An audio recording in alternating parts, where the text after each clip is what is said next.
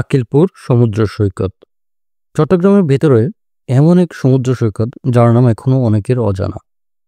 নির্জন, শান্ত আর একদম কোলাহলহীন এই সমুদ্র সৈকতটা যেন প্রকৃতির কোলে লুকিয়ে থাকা এক টুকরো স্বর্গ। এখানে আসলে প্রথমে চোখে পড়বে সবুজে মোড়া গ্রাম আর সামনে বিশাল এক বিস্তৃত সমুদ্র। ভিউয়ার্স, আপনারা যারা আকিলপুর সি বিচে আসতে চান সেক্ষেত্রে হচ্ছে আপনাদেরকে ফার্স্টে অলংকার মোড় আসতে হবে। অলংকার মোড় থেকে হচ্ছে আপনারা কিছু ডিস্ট্রিক্ট বাস আছে, সেগুলোতে উঠে যাবেন। আপনাদের থেকে জনপ্রতি হয়তো 30 টাকা বা 35 টাকা এরকম নেবে। অর্থাৎ হচ্ছে আপনারা দামাদামি করে উঠবেন, আদারওয়াইজ দামাদামি না করে উঠবেন না। 30 টাকা বা 35 টাকা এরকমই নেবে। এরপর হচ্ছে আপনাদেরকে বলবেন যে ছোট কুমিরা বাজারে নামিয়ে দেওয়ার জন্য। আপনারা হচ্ছে ছোট কুমিরা বাজারে নেমে যাবেন। নেমে সেখান থেকে লোকাল যে চিনজিগুলো আছে সেগুলো রিজার্ভ করে ডিরেক্ট হচ্ছে আপনারা আকিলপুর সি বিচে চলে আসতে পারবেন। চিনজিগুলো হচ্ছে রিজার্ভ নেবে আপনাদের থেকে হয়তো 100 টাকা এরকমই নেবে। আপনারা হচ্ছে ডিরেক্ট চিনজি রিজার্ভ করে চলে আসতে পারবেন। আসসালামু আলাইকুম ভিউয়ার্স, সবাই কেমন আছেন? আশা করি সবাই ভালো আছেন। আমি আলহামদুলিল্লাহ ভালো আছি। তো আজকে আমরা আসছি হচ্ছে আকিলপুর সি বিচে। আর এই জায়গাটি হচ্ছে বর্তমানে সবারই পরিচিত জায়গা এবং সবারই খুব ফেভারিট একটা জায়গা বলা যায়। অর্থাৎ এখানে পর্যটকদের অনেক বেশি আনাগোনা হয়, অনেক পর্যটক আসেন এখন এই মুহূর্তে। এখানে বিকেল হলে হচ্ছে পর্যটকের আনাগোনা আরও বেড়ে যায় এখানে। আর এটার সৌন্দর্য মাশাআল্লাহ অনেক বেশি সুন্দর বলা যায়। আর সবচেয়ে এখন যে মোমেন্টাম এটা হচ্ছে জোয়ারটা, যার কারণ হচ্ছে এখানকার সৌন্দর্য আরও অনেক বেশি ফুটে উঠছে।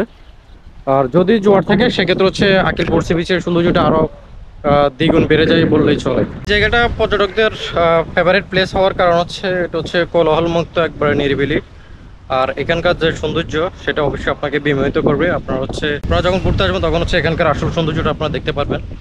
আদারওয়াইজ হয়তো ছবিতে বা ভিডিওতে দেখতে আপনারা ওরকমভাবে বুঝবেন না এখানকার বাস্তব যে রূপ।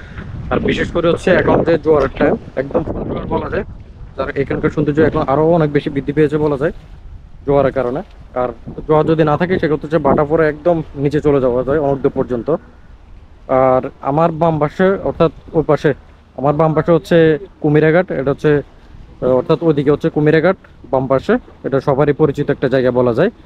আর এরপর হচ্ছে যে আকিলপুর সি বিচটা, অর্থাৎ কুমিরাঘাটের পাশাপাশি হচ্ছে আকিলপুর সি বিচটা, অর্থাৎ একদম ক্লোজলি বলা যায়, কাছাকাছি দুটোই। আপনারা যদি কুমিরাঘাটে আসেন সেক্ষেত্রে হচ্ছে আকিলপুর সি বিচে আসতে পারবেন।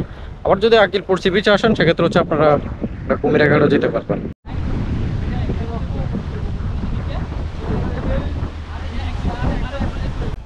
আপনারা চাইলে হচ্ছে ব্লকগুলোর উপরে বসতে পারবেন।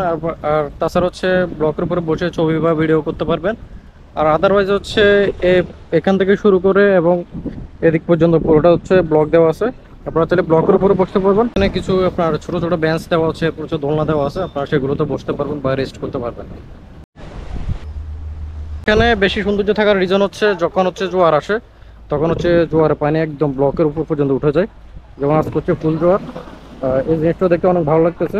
যারা ঘুরতে আসবেন অবশ্যই সময় করে আসবেন। বিশেষ করে হচ্ছে বিকাল টাইমে আসবেন। বিকাল টাইমে আসলে আপনারা এখানকার সৌন্দর্যটা উপভোগ করতে পারবেন। অর্থাৎ এখান থেকে জোয়ার বাটা সব কিছু উপভোগ করা যায়, প্লাস হচ্ছে আপনার সানসেটের সময়টা উপভোগ করা যায় এখান থেকে। যখন হচ্ছে আকিলপুর সি বিচের বেরিবাদটা আছে, বেরিবাদে উঠবেন। বেরিবাদ থেকে যখন একটু উত্তর দিকে যাবেন তখন এই ধরনের জিও ব্যাগগুলো দেখতে পাবেন।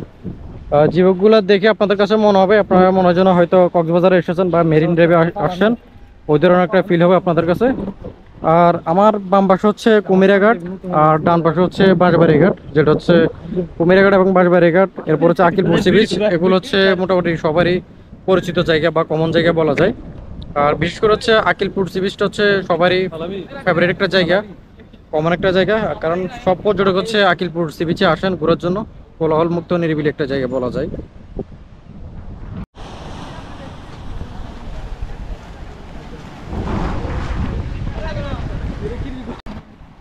ভিউয়ার্স, আপনারা এখানে আসলে এখানকার পেঁয়াজগুলো ট্রাই করতে পারেন। অনেকটা হচ্ছে নেপালের পেঁয়াজের মতোই, ছোট ছোট, তবে টেস্ট অন্যরকমই।